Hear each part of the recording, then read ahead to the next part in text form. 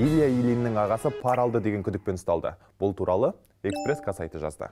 Ауыр атлетикадан 4 дүркін әлем чемпионының ағасы Алексей Ильин, балаларға арналған спорт мектебінің жетекшісі. Былтыр Қызылорда қалалық прокуратурасының қоғамдық мүдделерді қорғау бөлімінің бастығы Алихан Базарбаев 6 миллион теңге пара алып жатқан жерінен ұсталған еді. Артынша іс қозғалды, сөйтсе бұл миллиондарды аймақтағы 5 спорт мектебінің директорлары жинап беріпті. Иманбек Жұмабаев, Абылайхан Ақбергенов, Серік Сексенбаев, Ербол Кикбаев және Алексей Ильин.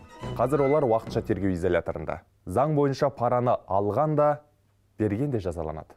Илья ағасының кеше ұсталғанын әзірге Алексеймен сөйлеспегенін айтты. Қазір Ильин жанұясы күдіктіні кепіл ақшамен шығарып алудың амалын қарастырып жатыр. Кейбір басылымдар Ильяның ағасынан бас тартқанын, оны жоққа шығарғанын жазды, бірақ спортшы мұны дезинформация дейді. Керісінше бауырымен соңына дейін бірге болатынын аңғаруға болады. Бұл Экспресс-ка жаңалықтары, өзекті ақпарат 1 минутта.